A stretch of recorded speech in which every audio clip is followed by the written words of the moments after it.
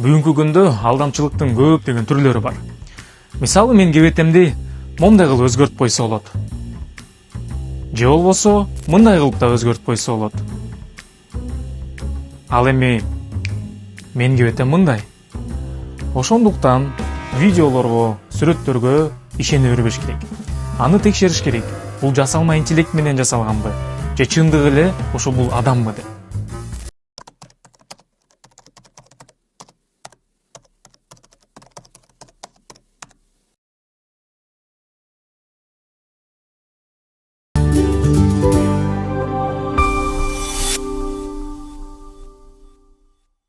Саламатсыздарбы, урматтуу көрүүчүлөр? Сиздер Мани подкаст каналындасыздар. Бүгүн тескерисинче биз коноктобуз Бишкек шаарынын ички иштер башкы башкармалыгы. Бүгүн биз кылмыштар боюнча талкуу жүргүзөбүз. Заман өнүккөн сайын кылмыштар да өнүгүүдө. Кибер кылмыштар, кибер преступление. Ошол боюнча бүгүн тергөөчү мырза, саламатсыздарбы? Саламатсызбы? Өзүңүз жөнүндө бир айтып берсеңиздер кыскача. Чоң рахмат.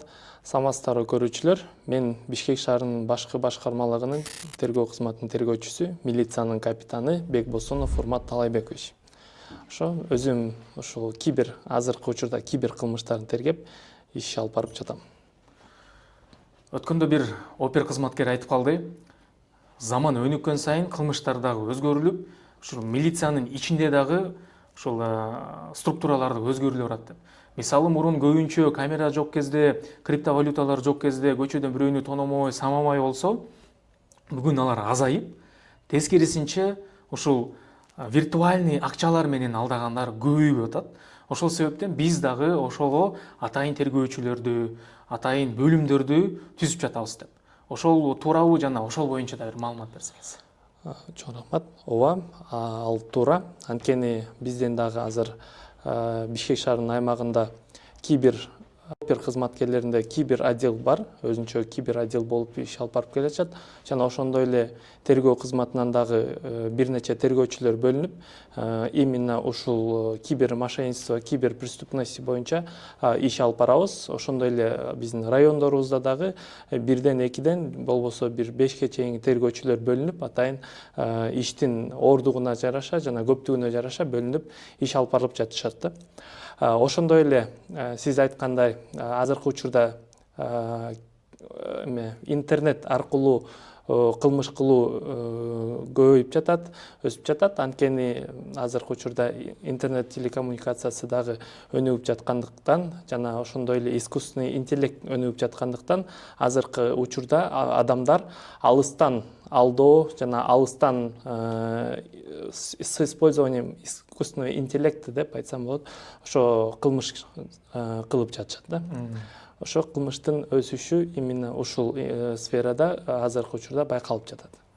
Демек, кибер кылмыш деген жөнөкөй сөз менен айтканда бул интернет менен байланыштуу болуп калат же бул эмнеси ошондой кибер болуп эсептелинет? Бул кибер кылмышкер интернет менен жана ошондой эле атайын техникалар менен, мисалы интернетте эле болгондо кылмыш кылып коюш оңой эмес да. Ошондой эле искусственный интеллектти колдонуп, интернет тармагын колдонуп жана атайын жабдылаган техникаларды колдонуп, ошондой эле азыр баары билгендей VPN дегендер бар да. Например, Кыргызстанда болсо дагы, бирок башка территориядан интернет подключение кылгансып, ошондой ар кандай техникалык каражаттарды жана интернеттерди, искусственный интеллекттерди колдонуу бул ошо кибер мошенничество деп айтылат да. Бул ошол нерсени совокупности, когда используют, называется кибер мошенничество.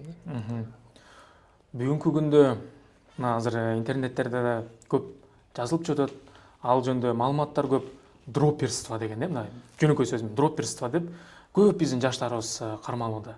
Ошол негизи кандай кылмыш, аны кимдер кылбаш керек же кандай учурда ошол кылмыш болуп эсептелинип калат?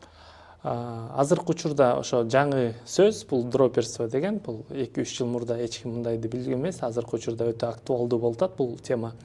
Дроппер деген жөнөкөй сөз менен айтканда өзүнө тиешелүү банк картасын жана сим карталарын, ошондой эле онлайн тиркемелерине кирүүгө уруксат берип койгон, бул дропперствого жатат. ошондойго кимдир бирөө акчага же болбосо өзүнүн каалоосу менен жөн эле берип койгон болсо, бул кылмыш деп эсептелинет жана кылмыш жоопкерчилигине тартылат. Демек, мисалы мен азыр өзүмдүн картамды жоготуп алдым. Же сиз болсо мен таанышым болуп, мисалы картаңды берип турчу деди. Бул дроперствого жатабы? Эгер сиз жоготуп алган болсоңуз, бул жерде жатпайт, анткени ал жерде умысыл дейт. Умышленная передача или продажа банковских карт или других сим-карт или других принадлежностей. Да? А бул жерде сиз жоготуп алганда, ал жерде сиздин умысылыңыз жок, жана бергиңиз келген эмес. Эгер сиз досуңузга же болбосо башка бирөөнү жөн эле берип атсаңыз, сиз ал жакта эмени последствияларды өзүңүз билишиңиз керек. Анткени досуңуз алдамчылык жана башка кылмыш сиздин картаңыз менен кылып койсо, сиз жооп беришиңиз керек болуп калат. Анткени ал жакта сиздин данныйларыңыз менен ошо кылмышка көмөк көрсөтүп жаткандыктан. Эгер ал ошол досум алдап койсо, эртеңки күнү жана келтирилген чыгымдарды ошондо мен төлөп каламбы?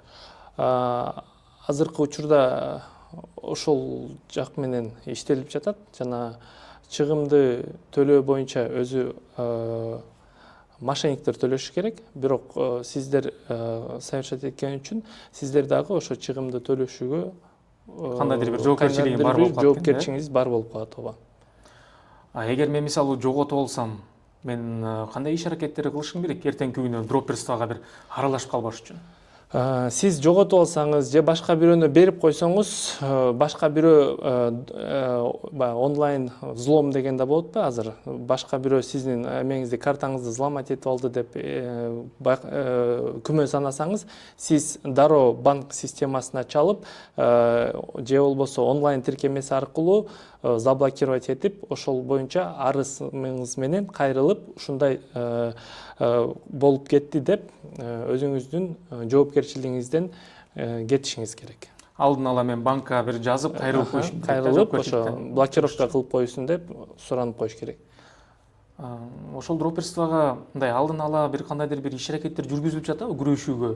Ошол мисалы башчылар менен, уюштуруучулар менен, биздин жөнөкөй эле бир жаш балдарыбыз ошол нерсеге бир 5000 сомго, 3000 сомго алданып, анан кийин чоң кесепеттер болуп калып атат да. Ошого кандайдыр бир алдын ала иш аракеттер барбы? Ооба, Бишкек шаарында не только Бишкек шаардык башкы башкармалыгы тарабынан жана райондук ички иштер бөлүмдөрүнөн профилактика жүргүзүлүп жатат. Ошондой эле биздин өзүбүздүн да басма сөз кызматыбыз бар. Ал жакта дагы интернет тармактар аркылуу башка средствах массовых информация чыгарылып, ошо профилактика жүрүп жатат. Азыр дагы сиздерге кошулуп, биз да профилактика катары айта кетчү нерсе, ошо жаш балдар оңой акча табуу максатында өзүңүздөрдүн банк карталарды сатпагыла деп чакырып кетет элем. Ошондой эле эгер сиздерди взлом кылып алып же болбосо сырттан кирип кеткен турган күмөн санасаңыздар, дароо блокировка кылып, ошол факт боюнча дароо милиция кызматына кайрылуусун өтүнөбүз. Анткени эч качан банк системасынан жана гос органдардан чалып алып, данныйларын сурап жана акча переводдор жөнүндө сурабайт. Алар сразу чакырат же болбосо официальное письмо жазылып, ошол менен гана келет да. Ошо жана азыркы учурда тактап айта кетчү нерсе дагы көбүнчө бул преступлениянын жабырлануучулары улгайып калган адамдар болуп атат. Ошондуктан алар дагы бир нерсе кылаардын алдында ошо консультация катары тааныштарынан, билиштеринен сурап, андан кийин кыймыл аракеттерге барса деп ойлойм да. Демек, буга чейин сиз айтып калдыңыз, ушул киберкылмыштар боюнча кызматкерлер бардык бөлүмдөрдө да бар. Эгер айылдарда бирөөнүн ошондой укуктары бузула турган болсо, бир кылмыш кылынып, бияка шаарга келбестен эле ошол эле айылдарынын бир бөлүмүнө арыз менен кайрылса болот экен да. Ооба, анткени биздин Бишкек шаарындагы райондук эмелери бар, андан ары айылдык бөлүмдөр болуп эсептелинет. Ар бир ошол участковый пунктка барып дагы арыз жазып, участковыйга да барып, арыз жазып, ошол жактан тергөөчүгө өткөзүп берип, ошол жактан ордунан каралууларына шарт түзүлгөн. Же болбосо 102 кызматына чалып койсо, ошо сотрудник следственный оперативный группа тергөө тобу өзү барып ошол жактан на месте заявленияларын алып, ошол жактан ишти карап жана жооп берилет. Дагы толуктап кетчү нерсе, жана майыптар да болушу мүмкүн, эме жабырлануучуларчы. Ошол майыптарга дагы 102 кызматына чалса, тергөө тобу барып, арызын алып, материалды атайын каттап, тергөө амалдарын жүргүзүп, толугу менен жүргүзүп, жообун берет. Эгер ал үйдөн чыкканга бир мүмкүнчүлүгү жок болсо, ден соолугуна же башка бир шарттар менен, анда 102-ни чакырса, ошондо деле арызды кабыл алышат. Ооба, кабыл алып катталат официалдуу түрдө. Бул дропперс ошонун бир түрү экен. Дагы бир түрү мынакей азыр бүгүнкү Facebook, Instagram, TikTok'тордо көп болуп жатат. Бул deepfake деп коет турбайбы? Мисалы, меникин ошондой учурлар болду. Мен ушу визит тартып аткан видеолорду алып туруп, мен мисалы кыргызча эле сүйлөп атам, ал жерден оозумду бурмалап туруп, орусча текст менен момдай кылгыла деп туура эмес жалган маалыматтар таратып атат да. Ошолорбу кандайдыр бир каршы иштер жүргүзүлүп жатабы ошондой алдамчыларга? Facebook менен байланышыппы же кандайдыр бир башка иш аракеттер? Ал фактыларды дагы алдын алуу максатында иштер жүргүзүлүп жатат. Биз не только Министерство внутренних дел этим занимается, а также Министерство цифрового развития и другие министерства, которые непосредственно связаны бул сфера менен, алар дагы каралашып, чогуу биргеликте иш алып барылып жатат, чтобы вот этих жана TikTok'ту, например, блокировка кылынбадыбы, ошондой эле башка сайттарда, башка аккаунттар биздин мамлекеттик стандартка туура келбесе, блокировка кылганга жана жок кылууга иштер жүрүлөт, алып барылат. Ушул сыяктуу кылмыштар менен, мисалы былтыр мен аябай көп уктум, биздин улгайган адамдар, пенсионерлер, жөнөкөй адамдар, ошол юридикалык билими жок адамдар төшөктүн астында катылган миллиондогон акчаларын ушул биржа, электронная торговля деген нерселерге аябай салышты. Алардын баардыгы адашпасам бул Кыргызстандын ичиндеги кылмышкерлер эмес болуш керек, Ошо азыркы учурда чынында айтсак орчулуктар келип атат, бул преступлениялар менен иштеш. Бирок кармалып атат, сиздерге айткандай ошол эле дропперлер кармалып атат, жана дроповод деп да коет, ошол Кыргызстандын ичинде банковский карталарды чогултуп, тиги мошенниктерге берген адамдар кармалып атат. Ошондой эле көп фактылар болуп атат. Бул Кыргызстан Бишкектин территориясында жана башка территорияларда кармалган организаторлор. Анткени алар техникалык средстволорун бул жака алып келип кошумча иш кылбаса дагы түздөн түз башка өлкөдө туруп кылмыш кылуу дагы оорчулук алып келинет да. Андан тышкары мен баягы күнү угуп калдым, биздин жарандар чогулуп алып, ошол Казакстандын мисалы уюштуруучулары бияка келип, биздин жарандарды чогултуп, Казакстанга границага киргизип, Кордайга мисалы, ошол жерден карталарды ачтыртып, анан аларга акча берип туруп, кайра бияка киргизип эткен. Анан баягы күнү бир жаран ошол эч бир ою жок эле Казакстандын территориясына кирсе, ошол жактан анан дропперстер менен кармашыптыр. Ошондой бизде окуялар көп болуп жатабы, биздин жарандар менен же тескерисинче Казакстан жарандарын бизге алып келип? Андай фактылар дагы катталып атат. Сиз айткандай биздин жарандар да барып Казакстандан карта ачып, кайра Кыргызстанга келип, ошол эле кайра Казакстанга барганда кармалган фактылар дагы болуп жатат деп мен интернет тармагынан окудум. Бирок так маалымат айта албайм ал жөнүндө. Биздин Кыргызстандын ичинде башка жарандар дагы фактылары бар. Ошо кыргыз банктарынын карталарын ачып, ошонун данныйларын сатып, жана өзүнүн өлкөлөрүнө кетип калган учурлар да катталган. Анан былтыр мисалы бардыгыбыз эле көп уктук. Телефон аркылуу ар кайсы кызматкерлер болуп, чалып, ушундай бир кылмыштарды кылышты. Ошол кылмыштар азыр бүгүнкү күндө азаюудабы же көбөйүүдабы, жана ошол кылмышкерлер негизи кармалдыбы? Анан биздин жарандар эмне кылыш керек ошондой учурларга туш келбеш үчүн?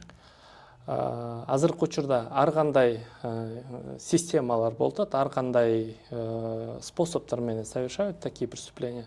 Ошонун бирден бири ошол жана биз силовой структуралардын представители болобуз деп чалып атышат, Национальный банктын, Түндүктүн представительдери болуп чалып атышат.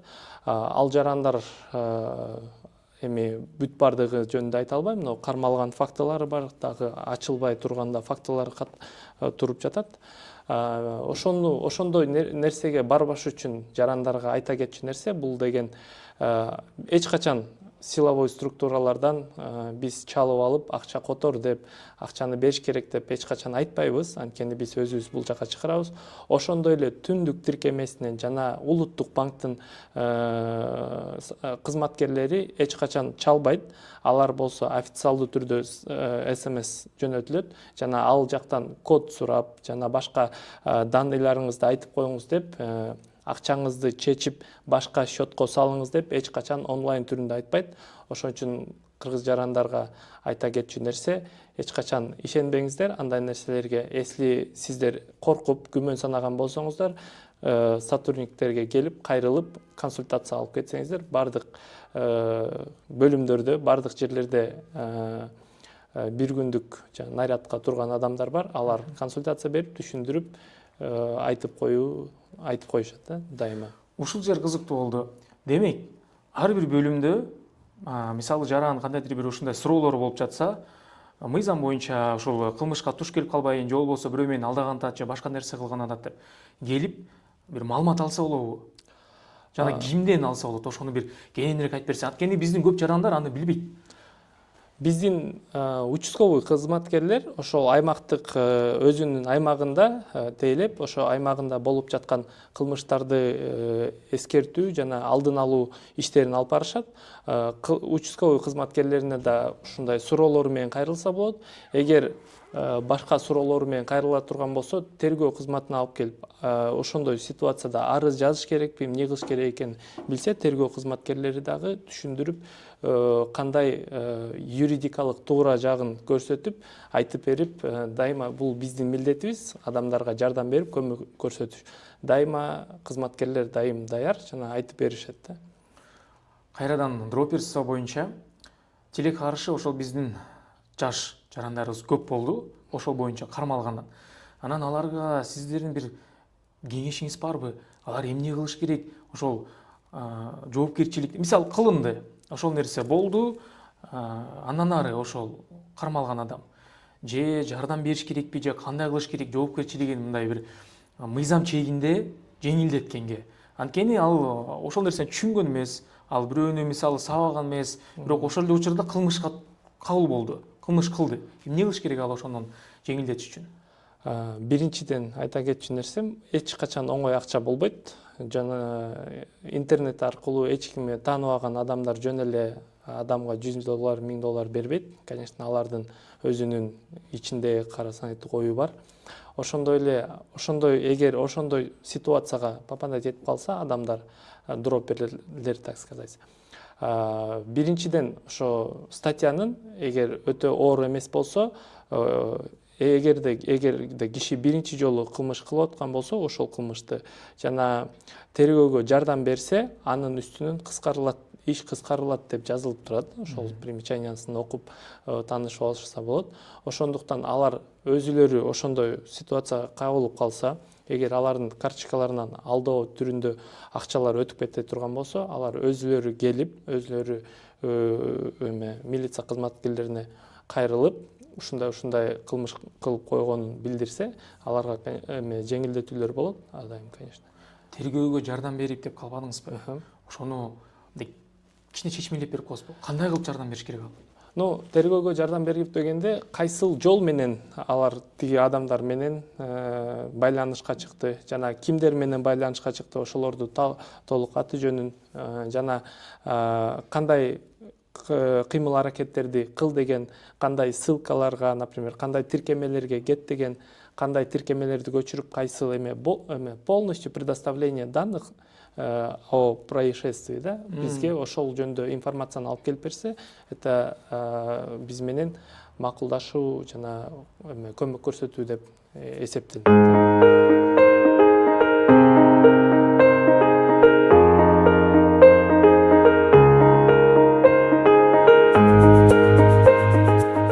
Урмат мырза, бүгүн сиздерге конокко келдик. Анан өзүңүздүн ишиңиз боюнча да бир кыскача айтып берсеңиз. Ушундай кибер кылмыштар боюнча кармалгандар көппү? Бүгүнкү күндө ошондой биздин жарандарыбызды көп чакырасыздарбы? Анткени биздин тилекке каршы ушул ички күч кызматы бир аз жабыгыраак болгондуктан ооба түшүнөбүз, маалыматтарды бергенге болбойт. Анын баардыгы деген жабык, презумпция деген бар. Бирок ошол эле мезгилде биздин адамдар билбей жатат, түшүнбөй жатат да. Канчалык деңгээлде ошо сиздер ошол жумуштарды алып барып жатасыздар? Ошондой чындыгында жоопкерчиликке тартылгандар көппү? Ушул боюнча ишиңиз боюнча да бир маалымат берсеңиз. Азыркы учурда мындай именно кибер мошенничество деп айтылат. Ошол кылмыштар абдан көп болуп катталып атышат. Ошондой эле бизге арыз жазган адамдардын арыздары каралбай калбайт. Ар бир арыз каралып, эгер кылмыштын курамы болсо иш козголуп, жооптуу адамдар табылып, табылбай калса данныйлар устанавливать этилип, розыска берилип, кыргызда сөз бар эмеспи, кылмыш 40 жылда ачылат дегенчи. Ал каждый адам ошо кылмышты кылган кылмыш жоопкерчилигине тартылат. Жана биздин милиция кызматкерлеринде дагы азыркы учурда техникалык жактан жана ошондой эле башка сфералардан дагы именно по подготовке кадров, связанной с кибермошенничеством, киберпреступностью тоже өсүп атат, өнүгүп атабыз. Ошондуктан мен ойлойм, что бардык адамдардын арыздары кайрылат жана бардык кылмышкерлер жоопко тартылып, өзүнө тиешелүү кылган кылмышына жараштуу жоопкерчиликтерин алат деп. Анан ошол жабырлануучу тараптарындагы укуктары канчалык деңгээлде корголуп, алардын ошол келтирилген чыгымдар калыбына келтирилип жатабы, же алар эмне кылыш керек бул ушул учурларда? Жабырлануучуларга өз убагында арыз менен кайрылуусун суранат элем. Анткени арыз финансовый операциялар башталганда эгер өз убагында кайрылса, ошону акчаларды Кыргызстан ичинде блокировка кылып сактап калууга еще биздин эмебиз бар, күчүбүз жетет.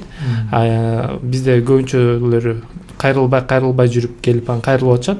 Эгер алар мошенничество болуп атат деген билип калып, күмөн санап калса эле, сразу кайрылса, биз сразу ошол жактан арызды кайрылары менен блокировка кылдырып, же болбосо өзлөрү дагы күмөн санап калса, банк системасына чалып туруп эле блокировка кылдырып койсо болот да.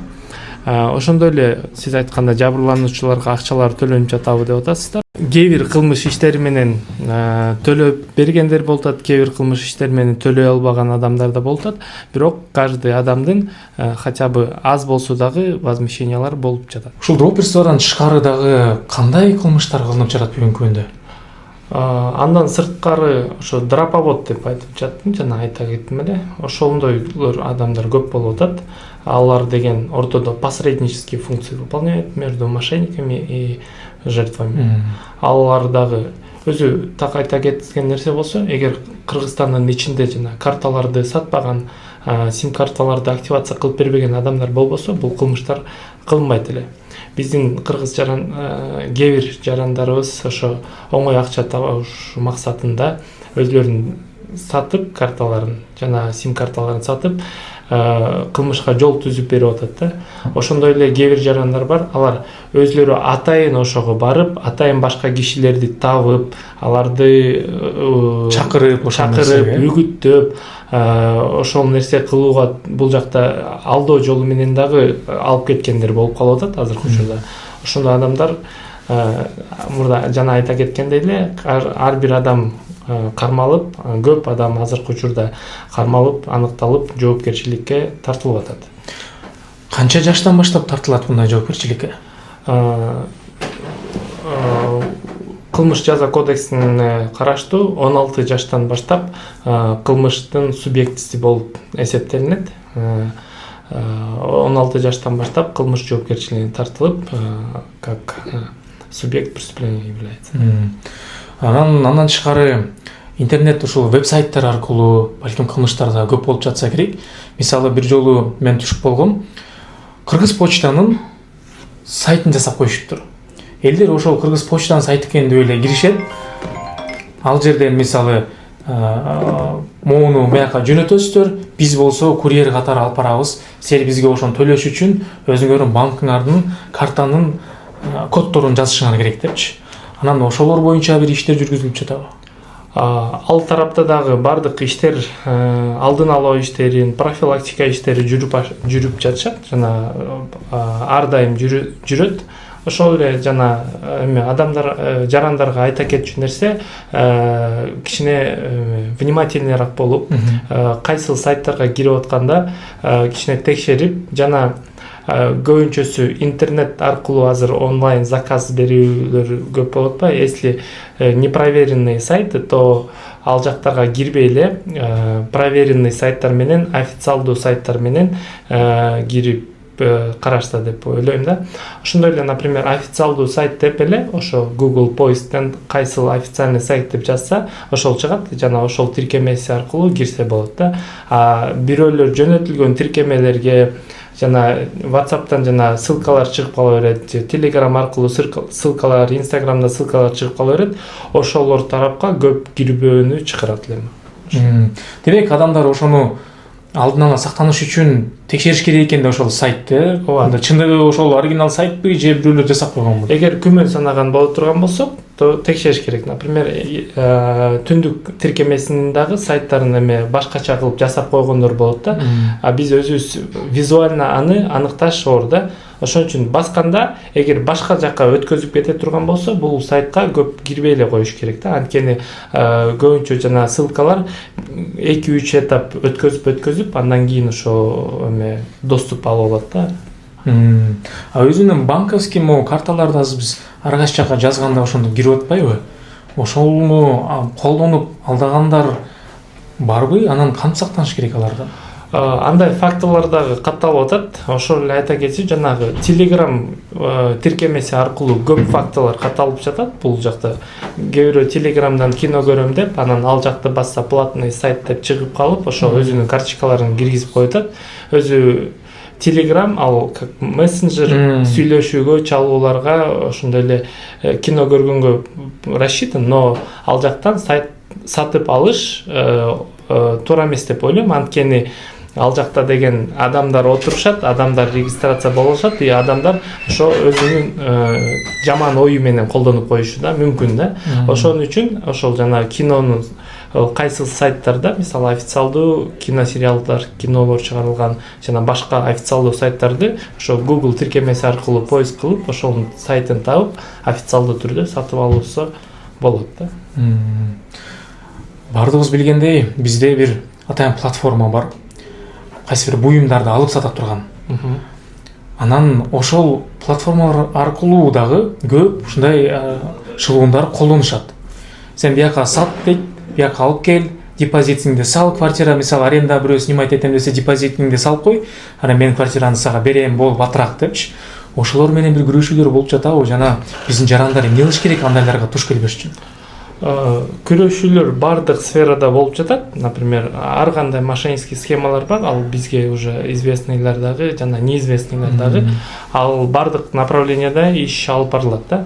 Жана Лалафо тиркемелери аркылуу кылмыштар жасап атканда, алар көбүнчө Кыргызстандын номери болот, кыргыз жарандардын паспорттарын жөнөтүп коюшат да. Ошону негизи кичине эме ал жакта внимательность керек деп ойлойм. Анткени адамдарды шаштырып, көбүнчөсү кылмышкерлердин почерктери да. Алар срочность бат-баттан башка клиент чыгып атат, азыр башка сатып ийем, сен баттараак берип койсоң эметип калам, мен сенде калтырып калам деген. Алар деген жакшы сүйлөп, мындай эме вербовать этип, анан ушундай ишеничке кирип, хорошие условия предлагает. Ошон үчүн биздин жарандар көбүнчө алданып калып атышат деп ойлойм да. Ошон үчүн ал жакта кичине текшериш керек, жана түз чалып көрүш керек адамга. Мисалы Кыргызстандын номери турса, WhatsApp тиркемеси аркылуу чалып атышат да көбүнчөсүчү. Анткени WhatsApp тиркемеси аркылуу чалганда ал адамдын мисалы номерди бул жактан каттап, ал Америкада туруп деле биз менен сүйлөшө берүүгө болот да. Ошондуктан түз номерин берип, түз чалышып көргөндөн кийин гана ошол жака барсын.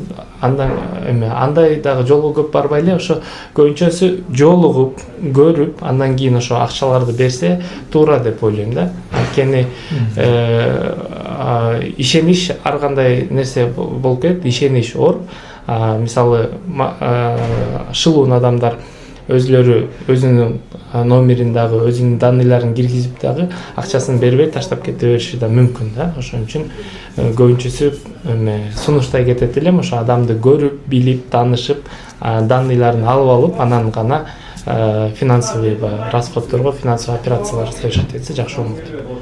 Демек алдын ала депозитти эле салып салбастан барып, көрүп, таанышып, андан кийин анан акчаны бериш керек экен да. Да, ошентип ошол туура деп ойлойм. Анткени биз деле өзүбүз дагы ошонун жертвасы болуп калышыбыз мүмкүн. Анткени биз башка адамды көрбөйбүз жана азыр с развитием технологий ар кандай жолдору болуп калып, ал моментте дагы попадать этип калышыбыз мүмкүн да. Ошон үчүн көбүнчөсү көрүп, билип, анан салышса деп ойлойм. Дагы кандай кибер кылмыштар азыр бүгүнкү күндө болуп жатат жана жаңы пайда болуп жатат? Азыркы учурда кибер кылмыштар ошо оператор связи деп чалып атышат дагы, кодду сурап, анан ошол кодду алгандан кийин взламывать этип телефондорду жана башка тиркемелерди взламывать этип. Ошка Мегакомдун оператору болуппу? Ооба. Бизде Ошка Мегаком Билайндын оператор болом, сиздин контракттарыңыз түгөнүп калыптыр деп чалышып, код сурап, ошол кодду алып, ошо тиркемелерге доступ алып, ошондой алдоо жолу менен акчаларына ээлеп кетип атышат. Ошондой эле мамлекеттик кызматкерлердин сотрудниги болом, сиздерде мындай проблема болуп атат экен, финансирование туура эмес болуп атат экен деп, ошо акчаларды безопасный счетко салыңыз деп салдырып кетип атышат терминалдар аркылуу. Башка дагы айта кетчү, жана Лалафо тиркемелери аркылуу көбүнчөсү депозит кылып коюңуз деп эметип атат. Анан криптовалюта боюнча да болуп атат.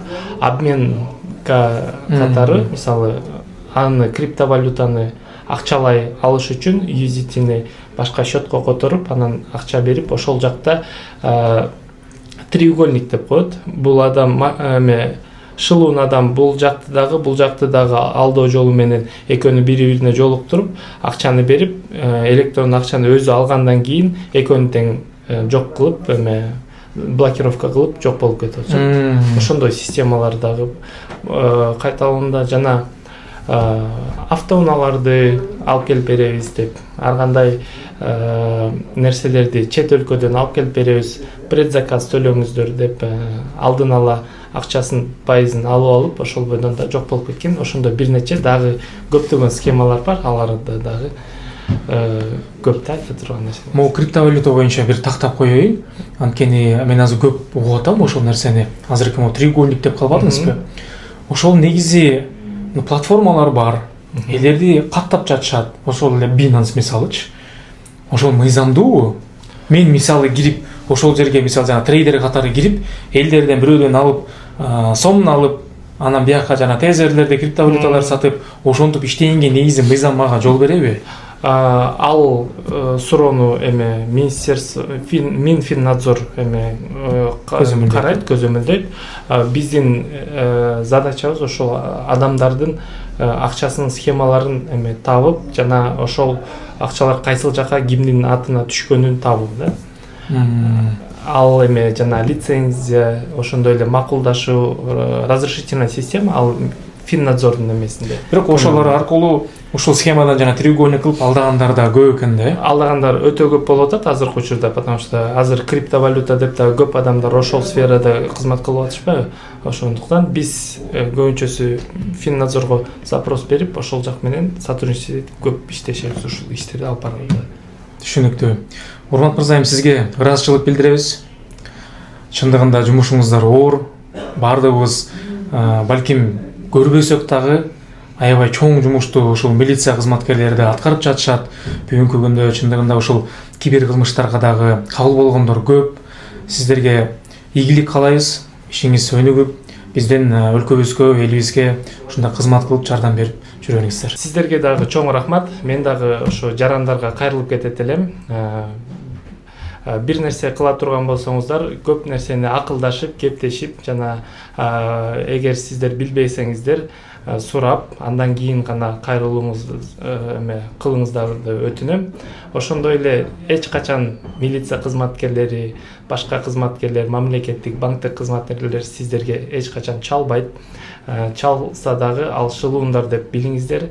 Дароо милиция кызматкерлерине келе албасаңыздар 102 кызматына чалып билдириңиздер. Биз сиздерге дайыма барабыз, көмөк көрсөтүүгө даярбыз. Рахмат. Чоң рахмат.